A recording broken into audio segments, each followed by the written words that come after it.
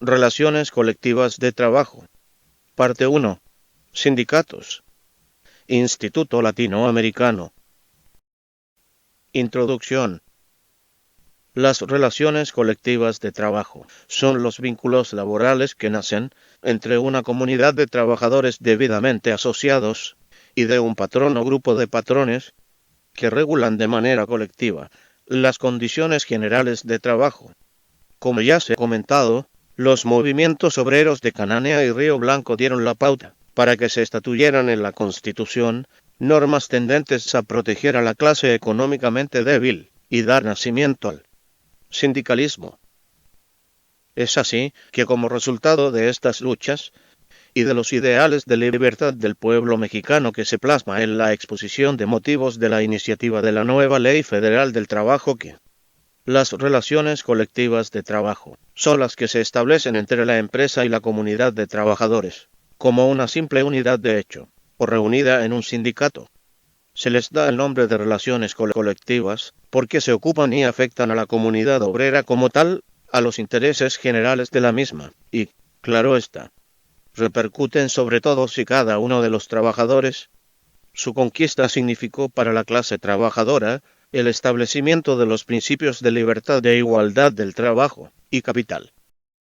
Coalición. Es una figura jurídica en materia laboral contemplada en la fracción 16 del artículo 123 constitucional que permite que tanto los obreros como los patrones se coaliguen para la defensa de sus propios intereses. La doctrina en razón de este concepto menciona: la coalición es transitoria, no requiere el registro, es para la defensa de intereses comunes, y se puede formar con dos trabajadores o patrones. La coalición de trabajadores no puede ser titular de un contrato colectivo de trabajo, pero en cambio es la titular del derecho de huelga. La coalición es el simple acuerdo de trabajadores para la defensa de sus intereses comunes, pero no se identifica ni con la huelga ni con la asociación sindical, aun cuando es un antecedente necesario de estas instituciones, y, normalmente, desemboca en ellas. La coalición es el acuerdo temporal de un grupo de trabajadores para la defensa de un interés actual. Una vez satisfecho este interés, o cuando se revela de imposible realización, cesa la coalición. A partir de las definiciones anteriores se deduce que la coalición es un acuerdo por el que los trabajadores o patrones se unen en forma transitoria para la defensa de sus propios intereses. La coalición es la antesala para formar una asociación profesional o un sindicato. Asociación sindical o libertad sindical. La asociación sindical, también conocida como asociación profesional y para algunos autores como sindicato, difiere de la asociación general definida en el derecho civil. En última instancia, es la asociación de trabajadores que de manera permanente se unen con la intención de defender sus derechos. Esta es la parte que marca la diferencia con la asociación en general. El sindicato es la unión de trabajadores, cuyo único objetivo es la defensa de sus intereses laborales, y no de ninguna otra índole. Así lo expresan los siguientes juristas: la libertad general de asociación es uno de los derechos individuales del hombre, en tanto la libertad sindical es un derecho de clase, cuyo objetivo primero es igualar la fuerza de trabajo y la del capital, y lograr para los trabajadores condiciones dignas en la prestación de los servicios. La libertad sindical es así una manifestación de la libertad individual, es un complemento de la libertad individual de los trabajadores. En ejercicio de ella, se llega a la creación de un grupo, que tiene una personalidad distinta de las personas que han contribuido a su constitución.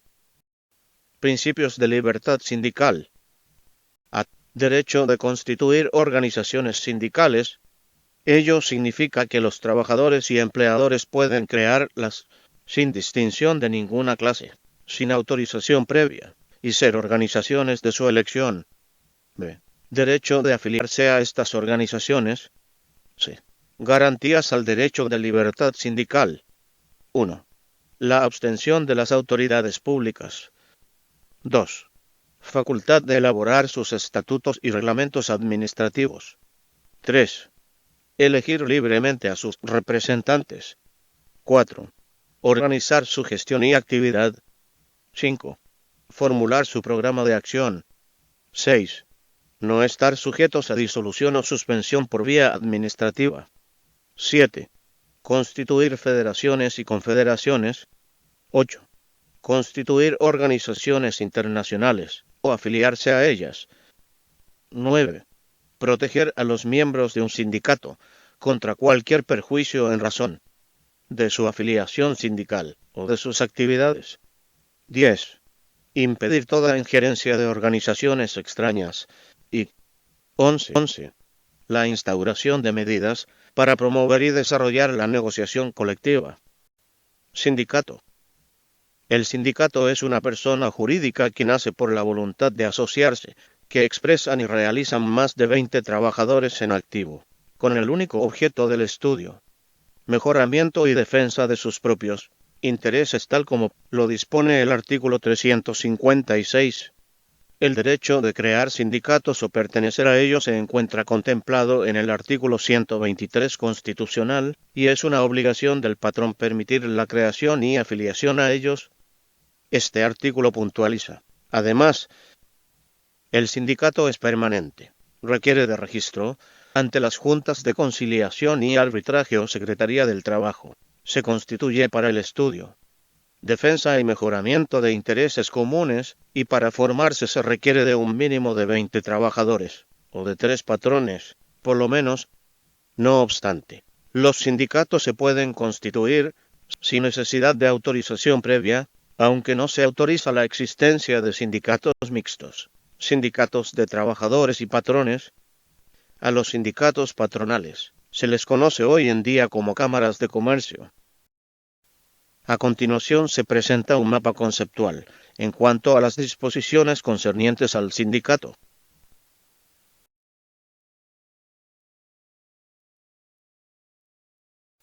Requisitos de fondo. Una vez establecida en la Asamblea Constitutiva, los trabajadores expresan su voluntad de darle vida a una persona jurídica diferente a ellos para que le haga frente al patrón y maneje las relaciones colectivas de trabajo. Para ello deben agotar el contenido del artículo 371 que indica: los estatutos de los sindicatos contendrán: 1. Nombre del sindicato. 2. Domicilio. 3. Objeto o finalidad del sindicato. Estudio, mejoramiento y defensa de sus respectivos intereses. 4. Duración. 5. Condición de admisión de miembros. 6. Obligaciones y derechos de los asociados. 7. Expulsión y correcciones disciplinarias. 8. Convocatoria de las asambleas. 9. Procedimientos para la elección de la directiva y número de sus miembros. 10. Periodo de duración de la directiva. 11. La regulación de la administración. 12. Forma de pago y monto de las cuotas sindicales. 13. Época de presentación de las cuentas. 14. Normas para la liquidación del patrimonio sindical. 15. Las demás normas que apruebe la Asamblea. En dichos estatutos, los propios trabajadores decidirán quiénes los van a representar. El nombramiento recae normalmente en el secretario general o la persona que designe su directiva. Asimismo, determinarán la duración de esta directiva y las formas de reelección, si es que las hubiere, la época de rendición de cuentas y la forma de cumplir con el objeto para el cual fue creado el sindicato.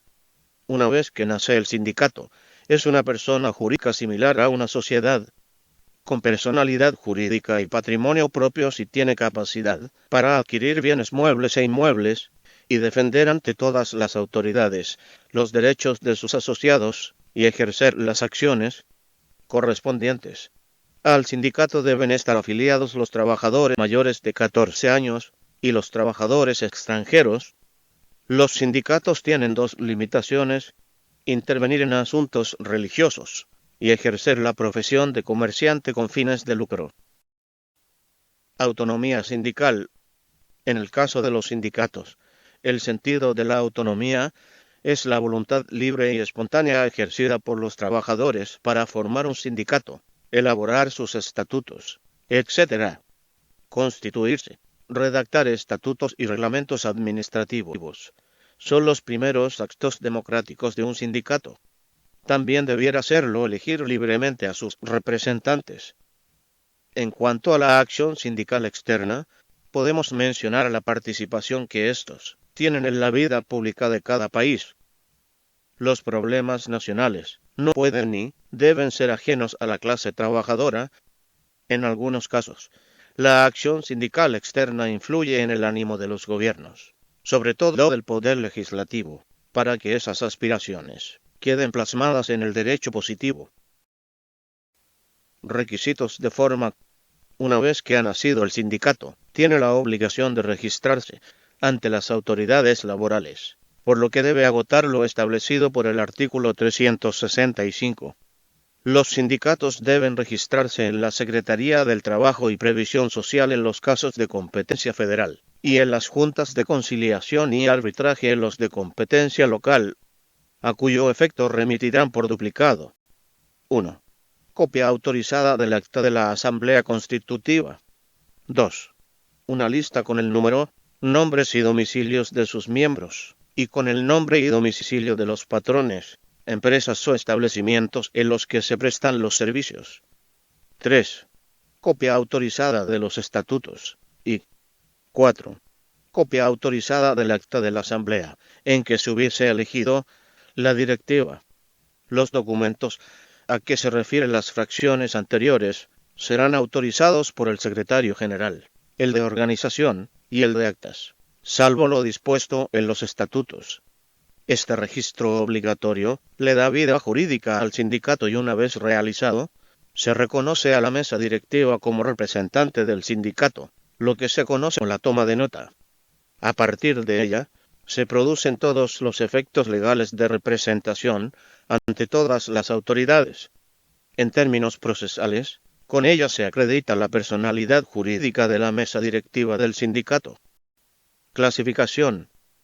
La Ley Federal del Trabajo clasifica los diferentes tipos de sindicatos en gremiales, de empresa, industriales, nacionales de industria y de oficios varios, gremiales, formados por trabajadores de un mismo oficio, empresariales, los formados por trabajadores que prestan sus servicios en una misma empresa, industriales, formados por trabajadores que presten sus servicios en dos o más empresas de la misma rama industrial, nacionales de industria, los formados por trabajadores que presten sus servicios en una o varias empresas de la misma rama industrial instaladas en dos o más entidades federativas, de oficios varios, los formados por trabajadores de diversas profesiones.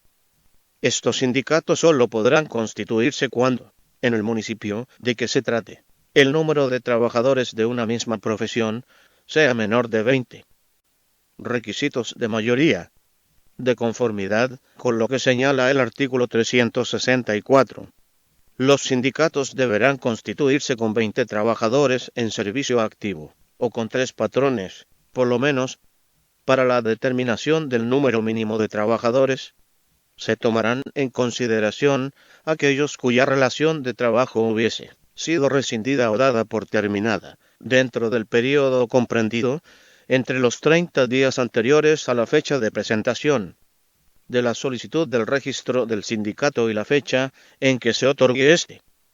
Así, el requisito para el efecto de mayoría para la constitución de un sindicato se cubre con 20 trabajadores en activo por lo menos, pero también este requisito de mayoría da pauta a las acciones de los sindicatos para el efecto de representatividad. Disolución del sindicato. De acuerdo con lo dispuesto por el artículo 379, el sindicato se disuelve, primero, por el voto de las 2/3 partes de los miembros que lo integren y, segundo, por transcurrir el término fijado en los estatutos.